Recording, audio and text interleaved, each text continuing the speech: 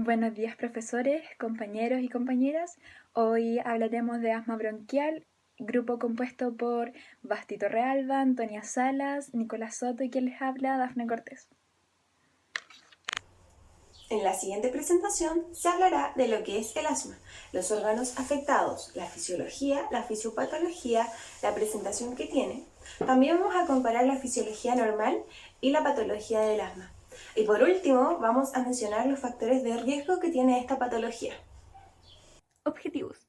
El objetivo general es analizar el asma y su sintomatología revisando desde la fisiología humana hasta los factores que propician su aparición y las consecuencias que deja a nivel sistemático.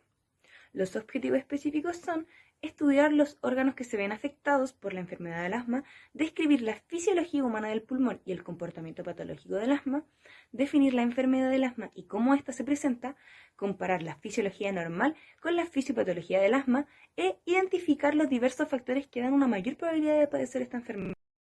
¿Qué es el asma? El asma es una enfermedad que trae consigo problemas respiratorios que van desde síntomas leves hasta graves e incluso crónicos. Algunos de ellos pueden ser la falta de aire, sibilancia, tos prolongada, presiones en el pecho que pueden durar un plazo extenso de tiempo. Esta es una enfermedad que se presenta comúnmente en la infancia, generando un gran impacto socioeconómico en aquellas personas y o familias que la padecen.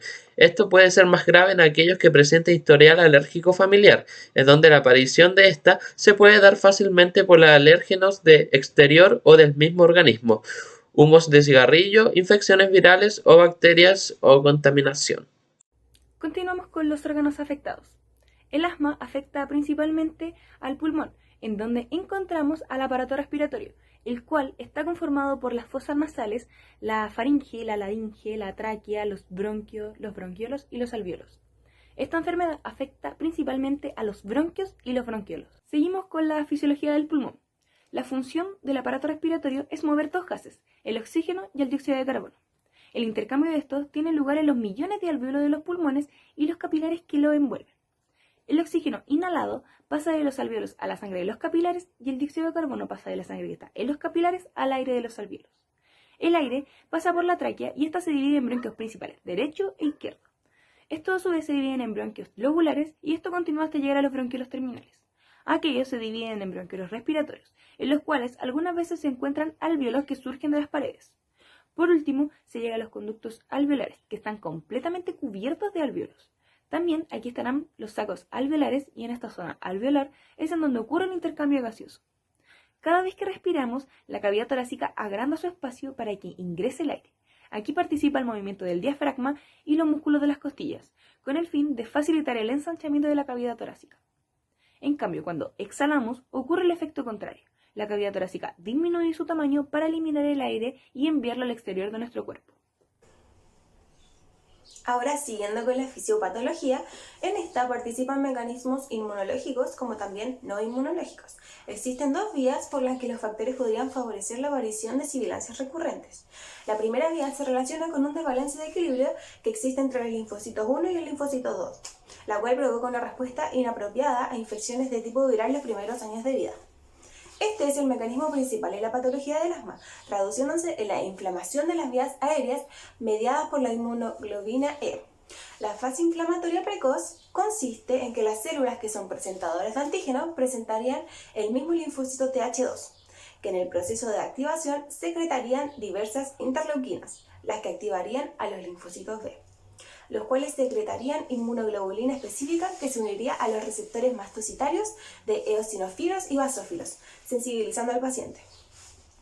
En una exposición ulterior, el alérgeno se uniría a la inmunoglobulina E que se encuentra en las células efectoras, liberando distintos mediadores como por ejemplo la histamina, la prostaglandina y los leucotrienos, los que contribuirían a la inflamación y la sintomatología.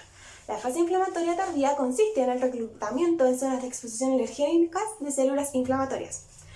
Y la segunda razón es por el mal desarrollo del pulmón en la época fetal, por la reestructuración o por el remodelado secundario a infecciones víricas graves. Estas podrían ser la causa de las sibilancias recurrentes no atópicas. Sea cual fuera la predisposición y mecanismo implicado, se traduciría en un estrechamiento de las vías aéreas a través de procesos distintos como la constricción del músculo lisobronquial, el engrosamiento inflamatorio de la mucosa bronquial o la hipersecreción de las células mucosas y la descamación del epitelio bronquial. ¿Cómo se presenta el asma? El asma puede presentarse de diversas maneras, como por ejemplo el asma alérgico, el asma no alérgico, el asma estacional, asma ocupacional, asma de inicio tardío y asma con limitación de flujo de aire.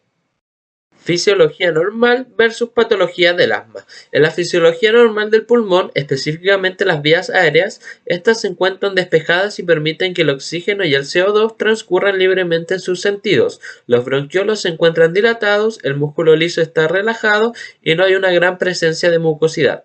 Por otra parte, en la fisiología dañada ocurre una contracción del músculo liso de los bronquiolos, la cual produce gran dificultad respiratoria, exceso de secreción de moco y un engrosamiento de la pared provocado por la inflamación generada.